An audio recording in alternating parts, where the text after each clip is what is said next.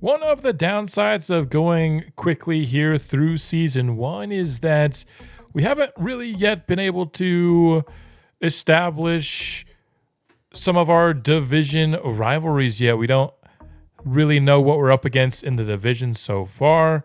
And that is going to be something that I plan to amend here in this episode. Of the 15 remaining series we have in the season, 7 of them are against our in-division rivals. So there's going to be a lot of NL Central baseball being played here down the stretch of the season. And I'm going to get us in some gameplay action against each and every one of our division rivals, as well as kind of just preview the state of their roster, some of the young guys that we'll have to be looking out for throughout the series. Let's get things underway. Let's talk about the Cincinnati Reds here, and this roster is extremely young and full of potential. Their top 4 players here are all 25 years old or younger, and these top 2 guys have some seriously high upside here. Hunter Green having himself a good season. He not quite as good as last season. Last season he was awesome. This season still very good though, and he has some serious heat about him. He's signed to the team for quite some time, has a good set of quirks about him as well. Obviously, cover athlete alongside Paul Skenes, Ellie De La Cruz is the main man you got to look out for on this team. 99 speed still is insane. He's got the 99 arm strength as well. Just a different kind of athlete that you don't see often in baseball here. He's having himself his best OPS season of his career so far, and probably going to break his home run high from a season ago. He's going to be a problem for us for the foreseeable future if the Reds can keep him around. And here are his quirks. Next up, you have Rhett Lauder, another pitcher for this team. So kind of like us, maybe not quite to the same level as us. They have a couple of really young pitchers that they're looking to build around for the foreseeable future. And Lauder, excellent at avoiding home runs, and it looks like he's had another good season, getting a +3 to his ratings this time. And then you have Matt McCain at second base, can really mash lefties, not nearly the same caliber of hitter against righties, but +8 power versus lefties this year is kind of insane. He's a solid enough defender as well, but he's got some upside to continue to grow, just barely getting into the 80s. I believe his potential is probably more towards the mid Bs, but that's based off of my estimation on what it would be based off last game. But even as you continue to go down the list, they're just not depending on really anybody that's in their 30s until you get to like their bullpen guys. And so this is a team that's going to continue to grow. And while they might not be a powerhouse in the division yet, I think this will be a fun team to compete against as the years go along. We'll both have young guys getting better year by year, and I think there's a good chance that before too long, it'll be the Pirates and the Reds kind of vying for that top spot. I think that's very much so a possibility. If you want to see maybe guys who haven't gotten onto their big league roster yet, but have a chance to grow a lot, you have Chase Burns, you have Noelvi Marte here, Edwin Arroyo. So not only do they have a bunch of guys that are already on the big league squad making an impact, but they've got a pretty decent number of players here in the pipeline as well. We've got a hop-in situation here. It's a matchup of aces, Hunter Green versus Paul Skenes, and late into this ball game, it is 1-0. Let's see if our offense, who has a man on base and Jack Sawinski, can come up with anything against Hunter Green. Bottom of the 8th here, Jared Triolo. So far, no hits on the board for him. And Hunter Green, he has that quirk where he has higher success rate on pickoff, so that's something to monitor here. As Sawinski will try to steal, we'll go with a little bit of a run and hit, but it'll go foul. It was fairly nicely struck here by Triolo. under 200 on the season for Triolo is obviously not good. And I think it's been established kind of with the game that we watched on opening night and then in the stats that we've seen since that our offense has a long way to go. And that was a nice strikeout there by Hunter Green to get the first out of the inning. Brian Hayes up to the plate. Jastrzewski trying to slide into scoring position, and he does so successfully. 5th stolen base of the season for Sawinski, and that one was not particularly close. The throw wasn't great. For Brian Hayes, that average continues to creep up over time, which is encouraging for him. The fastball inside there at 100 miles an hour. I'm excited to get a nice little rivalry between Skenes and Green, two very young, hard-throwing, ace potential kind of players.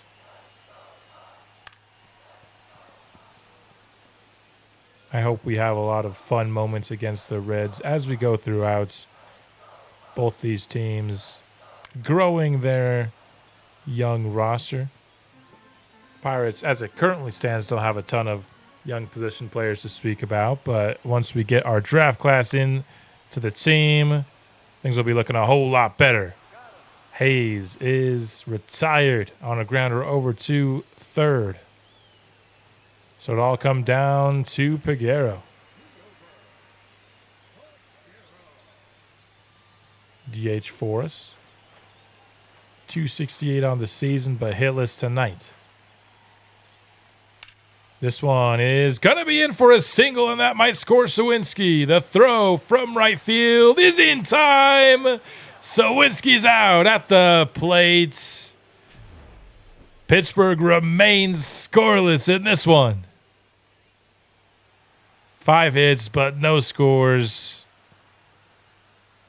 Nice play there in the outfield by the Reds. Oh, look at this. I'm loving this ump cam. Oh. There we go. Should have had that thing going from the beginning. There's our first custom game entry of the series. Looks like we have another scenario here in this very same game. 1 inning later, the offense has another chance. Once again, we got our leadoff man on base. I'm not sure if it was via single or walk. But Alexis Diaz is into the game for the squad. He is 4th in the NL in saves so far this season. There's a pretty big gap between 3 and 4, but he still kind of leads the best of the rest after that top 3. Last time we watched the MLB squad play, we saw a walk-off. Could we see one again? We have O'Neal Cruz in there again pretty easily. O'Neal Cruz has some really good speed and got a good jump on that one. Another one not particularly close. So what can we do with a runner in scoring position now? We're dealing with the top of the order rather than the bottom of it. He got a ton of that pitch, but fouled it way out of the field of play. This one hauled in at the first base, flipping it to the pitcher. He covers first. It will advance O'Neal Cruz to third, so we do have some sacrifice potential here for Brian Reynolds. He went around that one for strike 1. I don't know why he's hitting in the 3 spot. I know I for sure took him out of it. He's got a base hit. That'll score the first run of the game here. In the bottom of the 9th, the Pirates will not be shut out today. I wonder if there was an injury that put him back in that 3 spot. That would be my guess. because he's only hitting 208 this year, and I took him out of third spot, and I put Spencer Horwitz in there, who is having a pretty good season and also has a hit today. 290 so far on the season for Horwitz. That was right over the middle. And sliding in safely is Reynolds. We are not afraid at all to challenge this catcher's arm. And from what I'm seeing, we're making some good decisions. Because these throws haven't really been competitively close. 1-2 pitch incoming. It is in there for strike three looking. That was a really nice pitch there. Horowitz expected that to continue coming on the inside, but just was on that inside edge of the zone.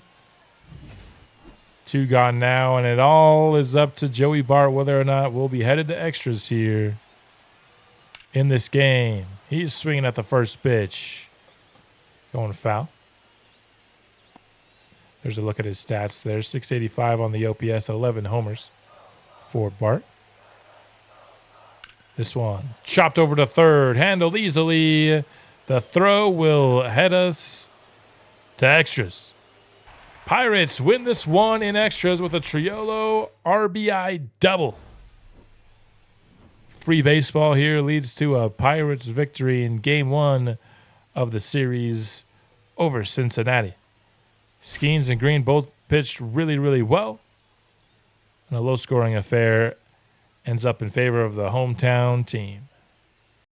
The Brewers have 27-year-old William Contreras at the top of their roster, losing a bit of power this year, but he is a very nice offensive-focused catcher. 99 clutch is obviously insanely good whenever you can get it, and he'll be a threat against us for quite some time if Milwaukee decides to keep him around on their roster. But he's not the only young guy that you got to look to here over in second base.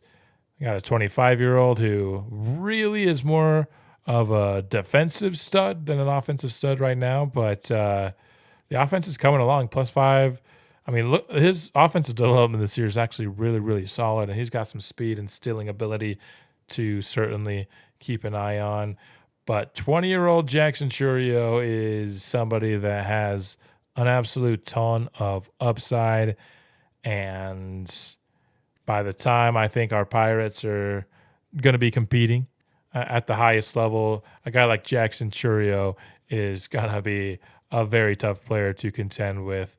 They have a lot of really solid-looking young players to continue to build around in this franchise. If you just want to sort by potential here for any guys that might be in their farm system, it looks like a lot of their farm system so far are guys that are already kind of up in the bigs. You do have another catcher that has some potential down in the minors. You have some pitching as well that could be getting the call up here soon. So they need to continue to flesh out their farm system. They did a great job in this most recent draft to start on that process. They probably have the second best draft in the division. In fact, I don't even think probably is in consideration. They did have the second best draft in our division this year.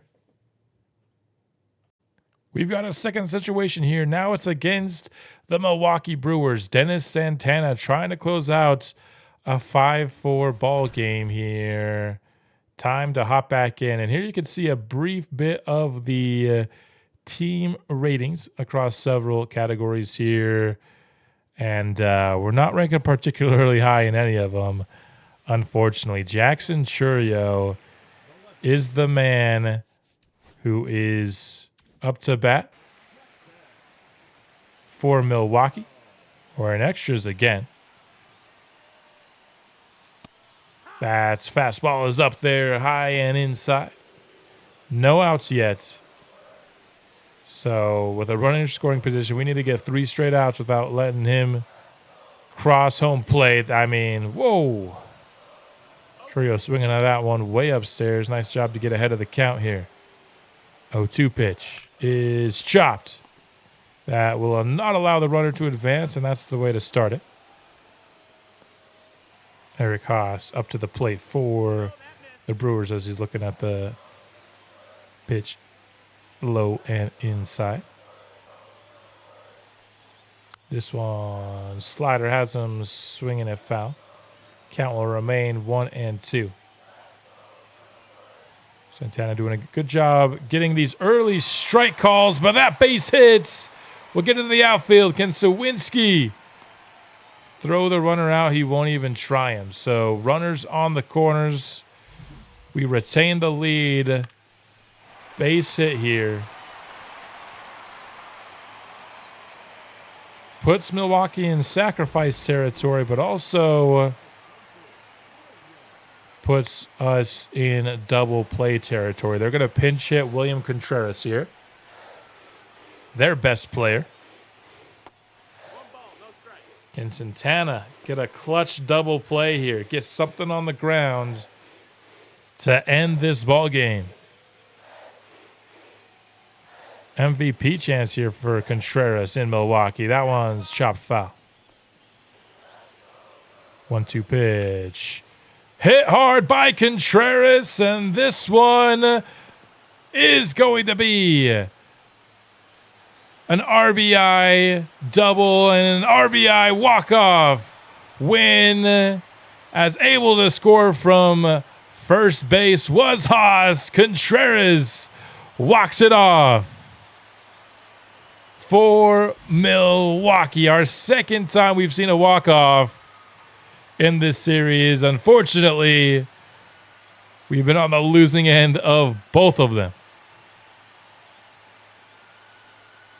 Well struck there by Contreras to give the Brewers the victory.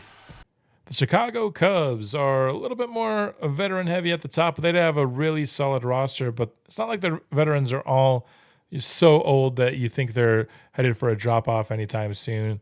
Kyle Tucker is a serious hitter. Long time with Houston, but now in Chicago, and he's having himself a really good year. His highest OPS of his career so far in his first season in Chicago. I'm not looking forward to many more games against him. We're hoping that he leaves the division in this offseason, although honestly, I'm hoping that he stays because I love a very difficult division. They got some pitchers here in the high 80s, but I'm more focused on the young guys here for this. Pete Crow Armstrong, just 22 years old, and he is an insane fielder, as good as you're going to get. And if he can turn that into developing a little bit as an offensive player along the way, I mean, watch out for him for sure. They do have, if you sort here by potential, they have Matt Shaw, who has a potential. 68 overall. He's gotten some nice development, especially at power versus lefties this season. So he might be a problem for us at some point here in the franchise. And just going kind of down the list here at some guys that we'll be dealing with for seasons to come here in our rebuild. Now we've got a scenario going against the Cubs. This is more of a personal scenario. Reynolds has an 11-game hit streak going right now. Can he keep it alive here in game one of our series against Chicago? The rain is pouring here in the Windy City. A hit here from Reynolds would not only extend his streak, but likely score Cruz, who we know has some great speed. Fouling off the first two pitches to fall 0-2 in the count here. Not afraid to swing. He wants to keep this streak alive, and it's not going to happen here, as he'll avoid the double play, but it'll be a fielder's choice. Reynolds is retired. Going to stick with this game through the rest of this inning, though. See if we can't take the lead here in the top of the eighth. Joey Bart hitting in that fourth spot. I just barely checked my lineups, and I made sure that Brian Reynolds was not hitting third, so I don't know why he is. Although, I guess I don't know who started this game. It might have been a lefty. He might be hitting in third still against lefties. That could definitely be something that's happening. Unfortunately, unable to do anything with the inning. All right, later on, same ball game, we get to see Dennis Santana try again. We're in extras. Seems like whenever we pop in, we're going for some free baseball. Same situation as last time. No outs, runner on second. That's how you start things here, and this might tie this ball game up. It will. Horner slides in safely. And unless Chicago walks it off here, we're going to 11. We can't see another walk-off loss, can we? Not our third already. 0-2 pitch. Well inside. John Birdie, no hits so far today. Hasn't been his day. Much like Brian Reynolds.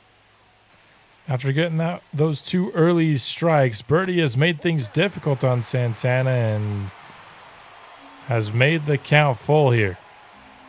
Kyle Tucker is on deck. That is a dangerous man. This one over the middle. Grounded to third, and we will turn 2 with the 5-4-3 double play.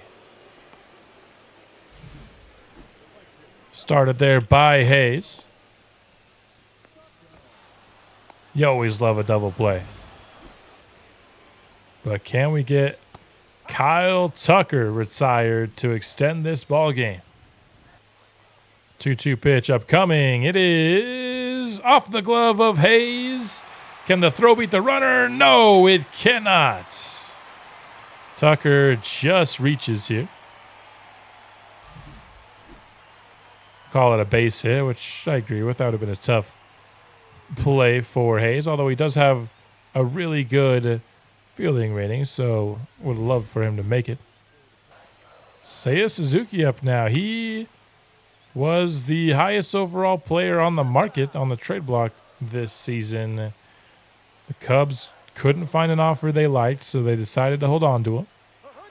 He was a key player for the Cubs the last time we faced off against them in the Jared Jones start we watched.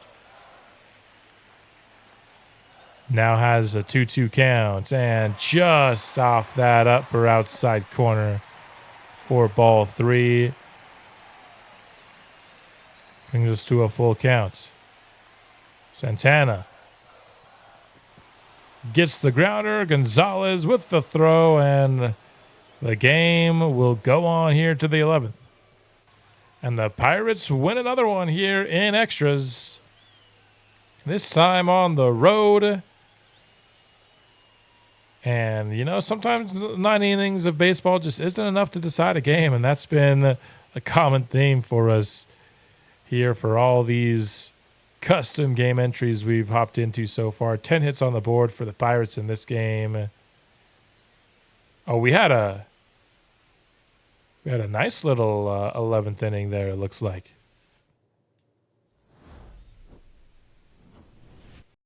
The St. Louis Cardinals here are definitely the kind of old man team of the group, and they have been the leader in the clubhouse in the division so far this year. But a lot of guys in their 30s here at the top, including guys that are even getting kind of into those mid-30s, not even the low 30s here. But, of course, they're going to be a team that early on in this series is going to be tough to deal with. They're going to need to find some young guys to help replace kind of their aging out veterans as we continue to go along.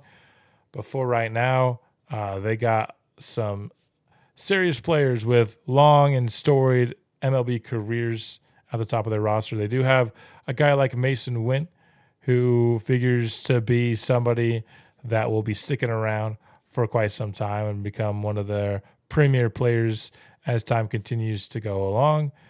They have a young catcher here. They have a Nolan Gorman, who's a serious power hitter.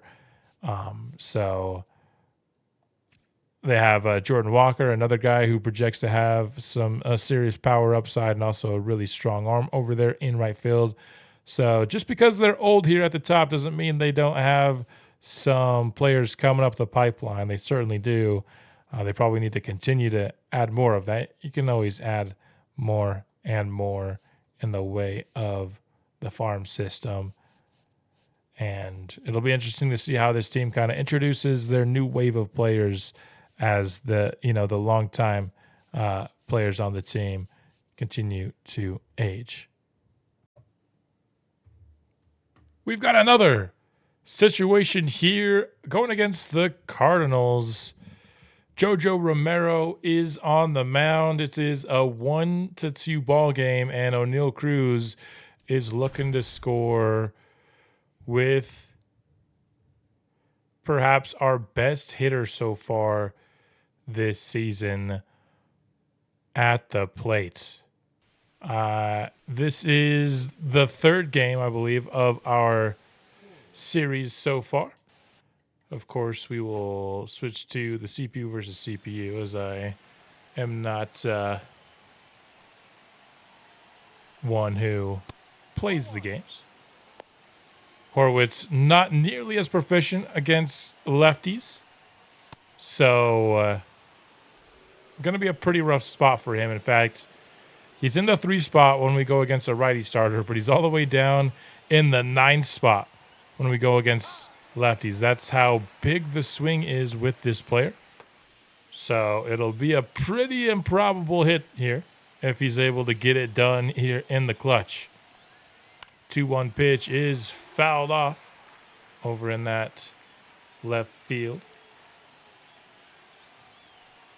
0 for 3 today is Romero. He dribbles it to Mason Wynn, beats the runner with the throw, and we do not get the tying run that we wanted here in the 8th inning. Jojo Romero came in against the matchup and did his job. We do get another scenario here. Now it's Ryan Helsley into the game for the Cardinals. And it's Jared Triolo up to the plate. Top of the 9th now. Pirates trying to keep this game alive. 1 gone and 2 on. Triolo gets one. Definitely in a hittable location, but at 101, gonna be hard to time up correctly. That evens the count here at 1 apiece. That one fouled off again. Make that 2 strikes here on the count. Anything but a double play at least keeps us alive here. But we are in the bottom of our lineup, and as you saw kind of in the preview heading into this game, our hitting stats aren't great. So if we can't hit great with the top of our lineup, probably not going to hit too great with the bottom of it. 2-2 count. Helsley 18 pitches. Here comes 19. It's a chopper. There's 1, and there's 2. It's a double play to end the game. That's exactly what we could not have, but somehow I felt it in my bones that it was going to be the thing that happened. We lose another close one here, but hey, we didn't go to extras this time. So there's something a little bit new here compared to some of the other games we've hopped into in this episode. Some close division games, but another loss on the board for the Pirates. One thing to take note of before we get to September and this screen goes away is, of course, another thing that we get with a first year of draft classes is a brand new crop of potential trade targets. Should we want to use a slot from our outside assets pool on a trade, which I'd be open to considering as soon as next season. In terms of players that I think would be candidates for this, I think my mind instantly turns to one player above anybody else, and that's the guy that I wanted to take with my second pick here in Julio Macias, had Detroit not selected him.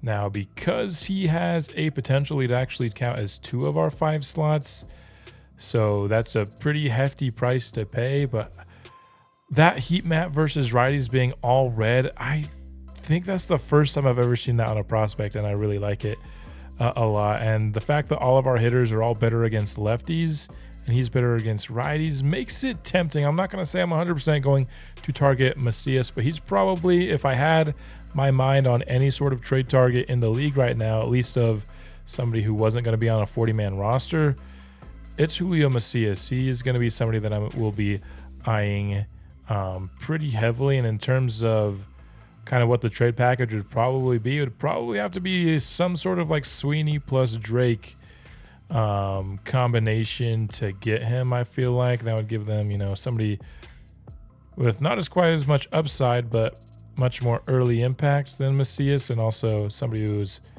a long way away but has similar upside to Macias. I feel like that would be a pretty fair trade. Again, I'm not committing to anything. I just want to put it on your radar that it is on my radar that apart from, having a sick draft ourselves, this also puts a lot of potential trade acquisitions on the table as soon as next season. Another thing that I wasn't really planning on talking about maybe this early into the franchise, but I think it's time to at least bring it up, is Paul Skenes and what to do with his contract. He's eligible for an extension here. And in my opinion, especially when you're operating with a limited budget, I am a proponent of getting a guy signed early to save money down the road. For example, we could get him for 9 years at $28 million per year, roughly. Now, of course, that is an overpay for the next few years, but then you are buying into his free agency in the long term. In my mind, this kind of contract would be a no-brainer. I mean, let's go ahead and just take a quick look here at the budget here. If you look at next season, we're not really paying anybody. There's 3 guys under contract, and the highest paid player is going to be Mitch Keller. Now, of course, there's arbitration and things, and we'll see what happens there. But an overpay for the next few seasons when we have so few players under contract, I think is worth it to get those savings in the 2030s when we're going to have, this draft class that we just signed. They're going to be into the majors at that point. You're going to have decisions on guys like O'Neal Cruz, etc. Coming up, and the roster's just in general going to be better and more expensive. Like I said, in my mind, it's a no-brainer. However, if you look at the history of the Pittsburgh Pirates,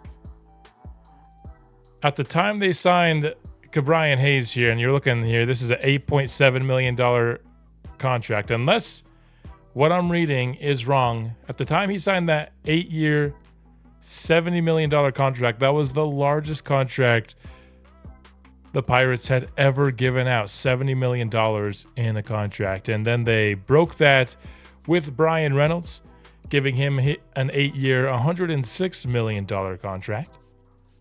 Their only contract over $100 million. And so signing Paul Skenes for 9 years, whoops, wrong screen, would cost roughly $250 million if we were to offer what he wants over that lifespan, which is 28. And it'll take a minute for us to get up there. But if we extend that over to like a 9-year contract, that's $252 million. That is more than double the contract they've ever given out. Now, in my opinion, I usually don't take team signing history too much into account. When I did the Athletics a couple of games ago, I made a house rule around not giving anybody more than $15 million a year in a contract, etc. But in my mind, I lean towards not doing it because it puts us in a spot where we're just not going to be able to pay Paul Skenes at all if we play the way that the Pirates have in years past, and which means we either have a window in the next few years before he hits a free agent to win the World Series, or we just need to trade him in order to not risk losing him for nothing. And I think that just puts us in a much tougher spot. And don't get me wrong, I like challenge and I like being in a tough spot, but the whole reason you do a Pittsburgh Pirates franchise, or at least the whole reason I do a Pittsburgh Pirates franchise, is to be able to play with Paul Skenes for the duration of a rebuild and build up a team around him. And so I'd like to hear some thoughts. I'm not going to offer this to him right now, but if this is the same kind of contract available in the offseason, that's going to be next episode. And so I'd like to hear some thoughts as to if this is the kind of deal that we should be offering Paul Skenes, trying to get ahead of this contract. Now, unfortunately, in this game, they've removed the ability, at least from what I can see, to front load and back load and put options on all these contracts. I don't know why you would ever remove that kind of contract flexibility, and probably had something to do with their new free agency format they added this year. But why would you remove that? It's a great thing to have in the game, and although it makes free agency more interesting, if it makes contract negotiation less in depth, it's just kind of one step forward, one step back in my mind. But it is what it is. I'm not going to go into it too much right now. Let me know what you think about the Paul Skenes decision. Do we try to play it maybe more realistically, not sign him to the big deal right away? Or do we play what, in my mind, is the smart way and try to get him locked up until he's in his 30s?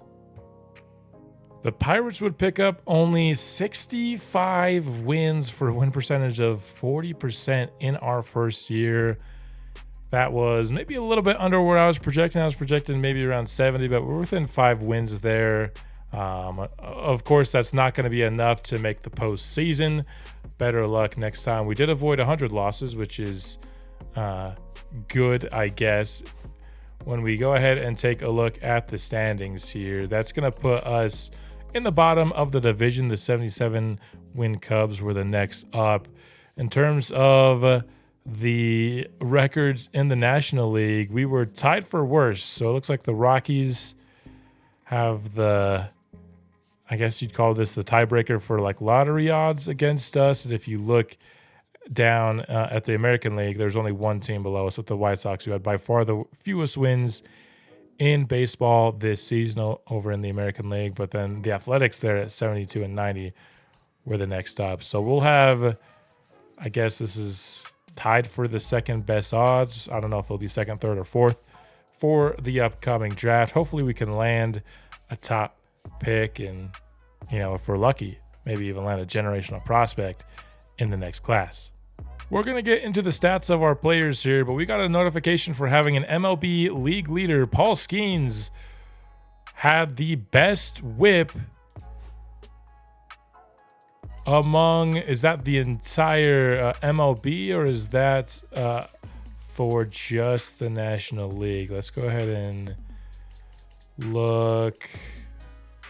So 103 whip for Skenes, had him tied for first with Burns and Sanchez.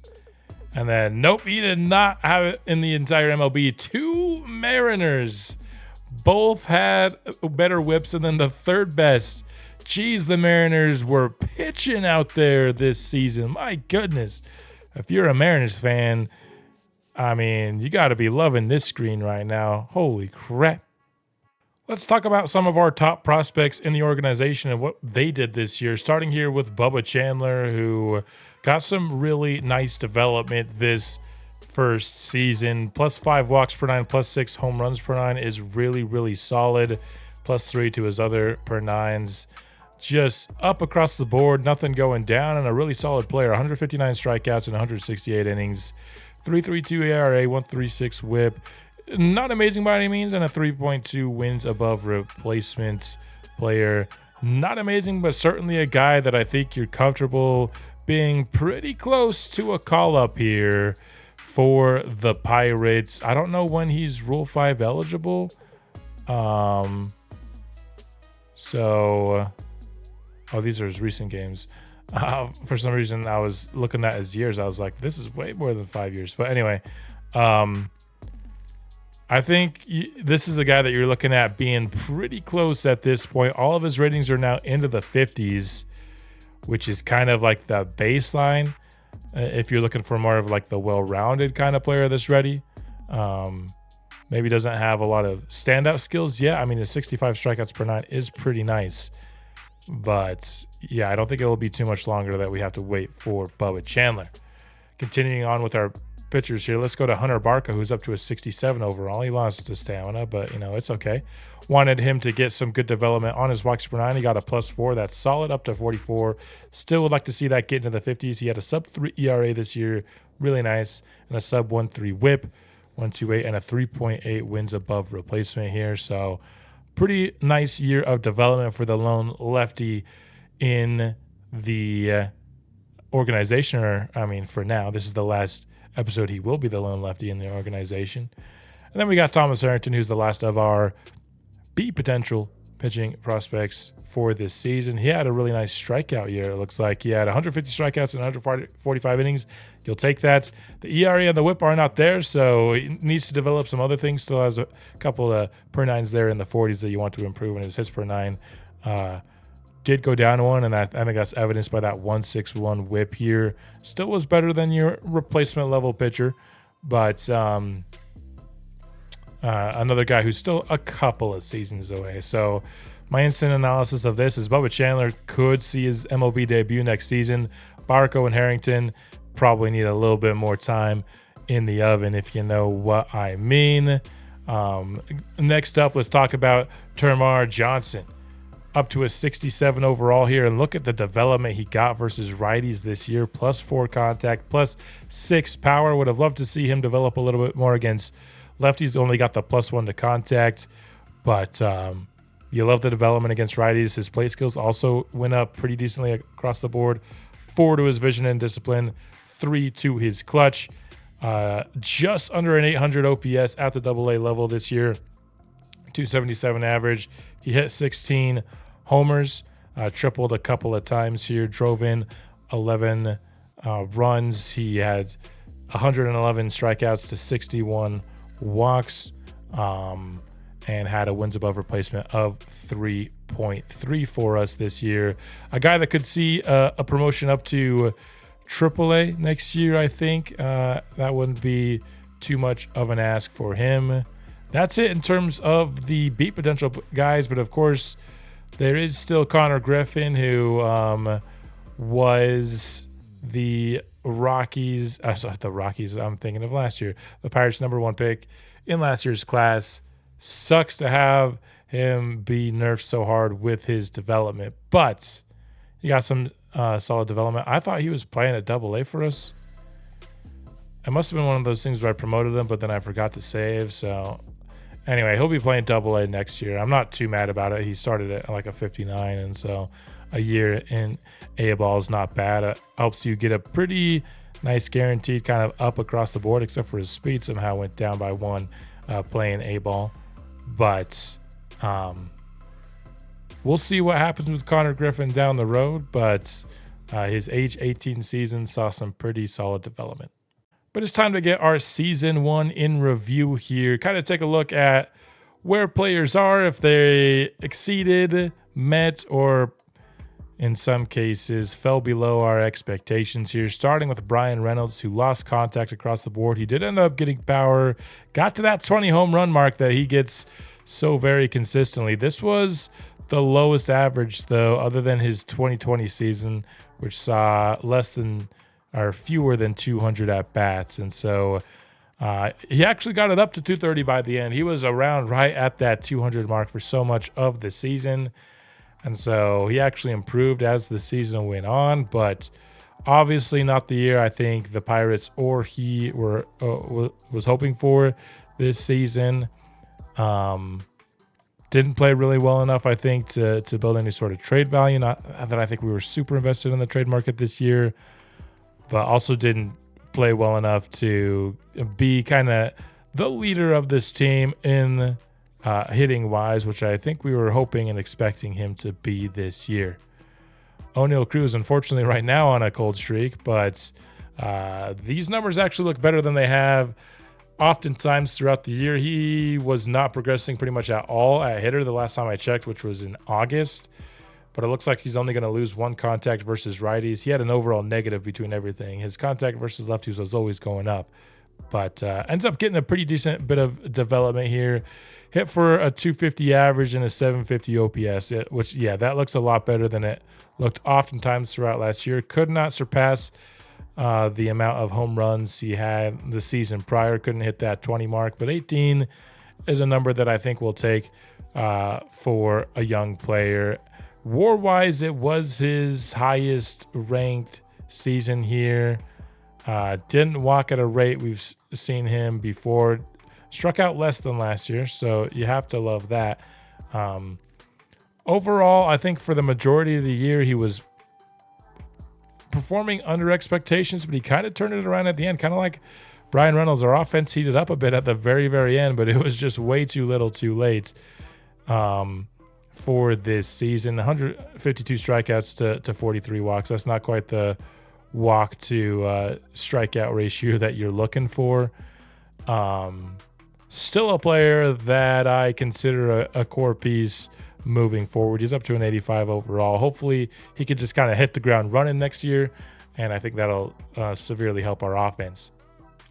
Jose Kiner-Falefa here. He is an upcoming free agent for the squad, and I don't think what he did this year makes him a priority to bring back. His OPS was under 600. That's just not good enough at the plate. And yes, he's a better defender than he is an offensive player, and his position versatility certainly helps him back. But I think, honestly, if I brought him back, it would be as a bench player, somebody that can kind of fill in on an off day at all those different spots and play good defense there, and maybe not be an atrocious bad.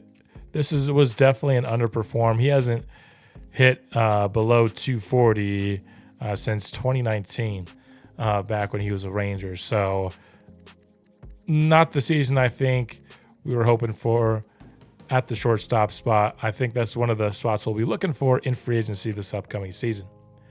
Nick Gonzalez here, 25 years old. He got some solid development, nothing contact-wise.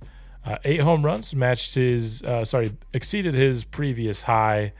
Hit for a 246 average, but not maybe right where you'd want the slugging, and so his OPS is down to 630. Unfortunately, only see potential on Nick Gonzalez. I think he's another guy that kind of had his potential nerfed in this game, and so I don't know how much better he's going to get. And the guy I'm seeing right now, 38 discipline is really, really rough. I would certainly hope for better than that. We'll have to see with Nick Gonzalez. I'm imagining just, kind of with the youth profile and with him being cheap next year, just $800K, he's probably penciled into a starting lineup next year, because I don't know if we could replace both of our middle infielders, and I'd prefer to bring back Gonzalez in a starting capacity over Isaiah. Joey Bart at the catcher spot just regressed all around as a hitter. That's never good. Exceeded his career best home runs wise, but I also think he just had more run. Yeah, just a lot more run this year than he's ever had. I accidentally had injuries off for a good chunk of this season, because I turn injuries off whenever I'm doing research for the draft video that I did, and unfortunately that kind of just it took me a while to realize it. So not a lot of guys got much time missed with injury at all this year. Ke'Bryan Hayes here. So he ends up getting a decent amount of development against righties this year, which is what I needed him. That was basically what I asked for him to do. -4 power versus lefties is unfortunate. When that's your strength, is that you can hit lefties, you don't want to start losing that strength. His home runs went up to 12 this year. That's really good, despite the fact that he only gained 1 power total. His OPS back up over 600, but I'm not quite sure that's the goal. But when you're a really, really good defender, which he is, of course, with his fielding and reaction, his arm's not like the strongest arm, which you do like a strong arm at third base for sure. Would you look at that? A Gold Glove for 2025 for Brian Hayes. But when you're that caliber of defender, you still get a positive WAR even when you're not the best bat because of your defense. And so the bars you can drop a little bit when you're providing special defense. And so I'll call this maybe like an even year. I don't think he exceeded my expectations, but I don't think I'd call this kind of season a disappointment either. A +7 total to his ability to hit right-handed pitching. I'm going to call that holding even here. Spencer Horwitz, I think, was one of the better surprises for us this year. He ended up with 20 homers, the first time he's done that in his career at the age of 27. He was also over 800 for OPS, which was not something that I could say for a lot of players. In fact, I don't even know if I could say it for anybody else. We'll have to see on the roster as we continue to move along. And so he's a first baseman that could hit righties well, not going to hit lefties. And so in free agency, if we can find somebody that hits lefties and doesn't hit righties all that well, then we'll have a perfect match. Liover Peguero, who is a guy who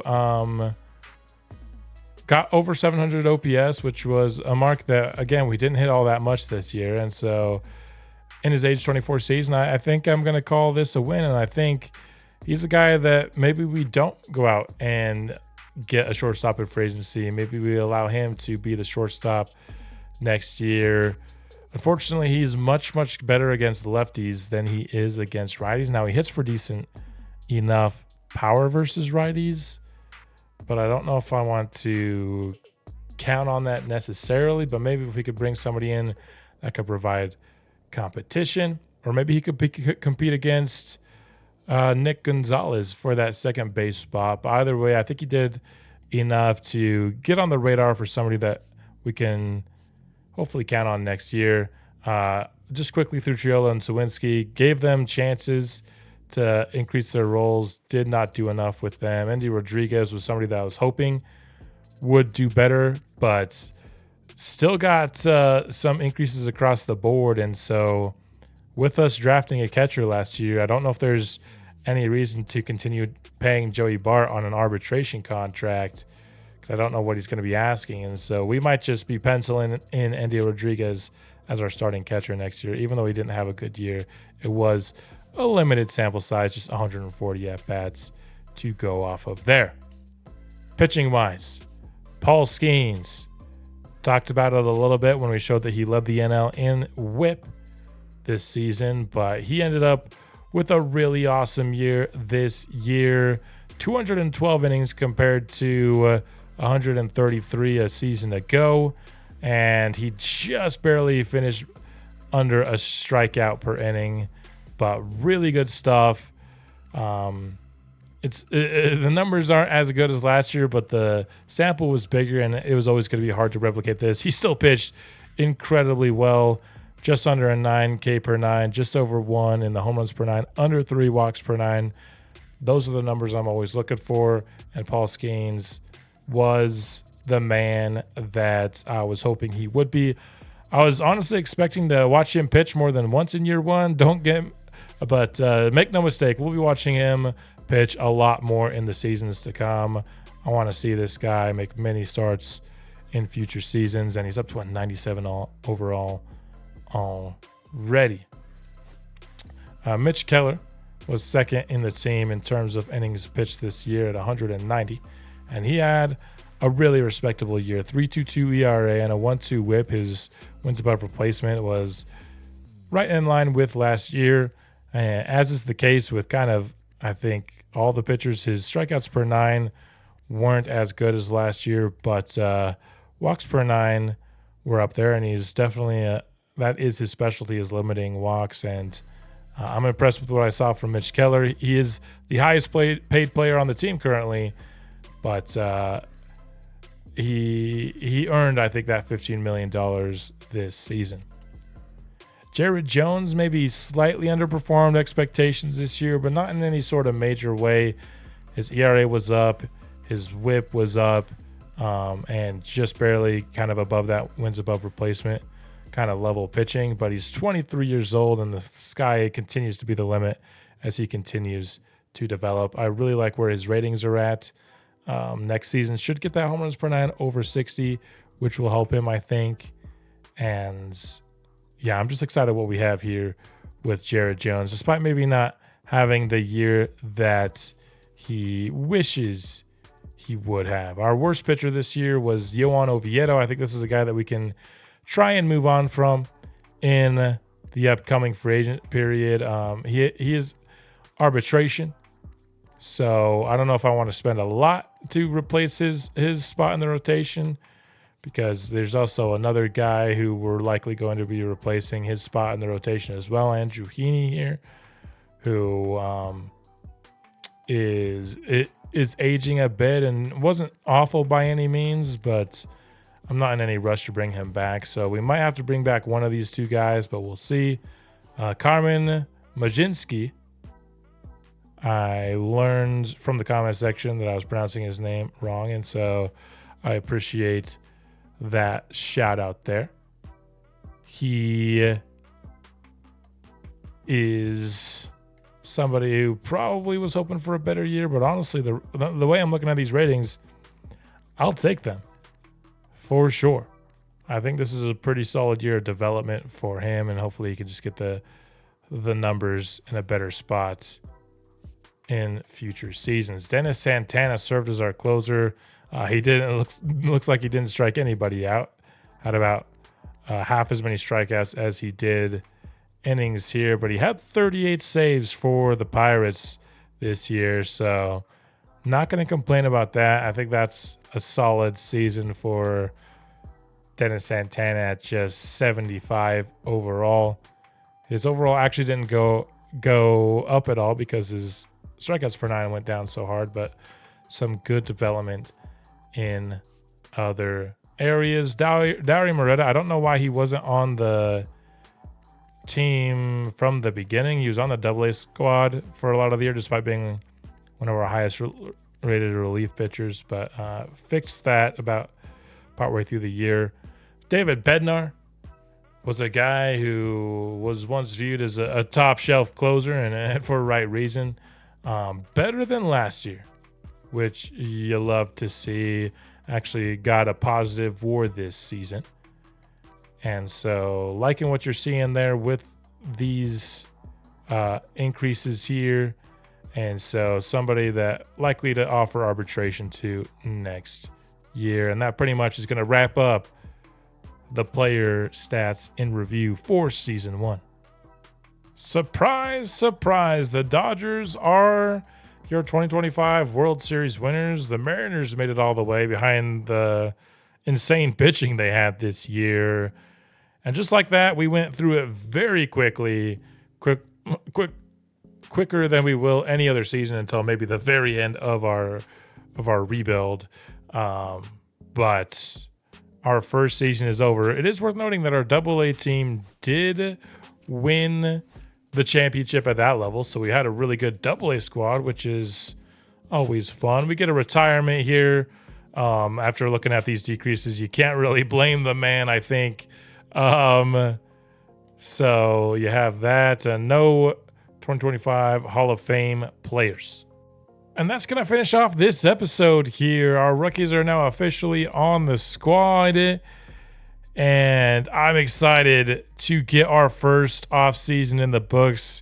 Really get a chance to kind of put my stamp on this team and then get kind of what I feel like the real rebuild is underway. Year 1 is just getting the team to where I want it. And then starting in year 2, it's when it feels like my team. We could take it from there forward. We'll have a lot more young guns to check in on. And I'm excited for it. I hope you are too. If you're excited for the off season, leave a like on the video. I'd really appreciate it. Subscribe to the channel if you haven't already, and maybe even consider becoming a member, if only, of course, if you have the means. That's all I got for the episode. We'll be back soon with another, and until then, go Bucks.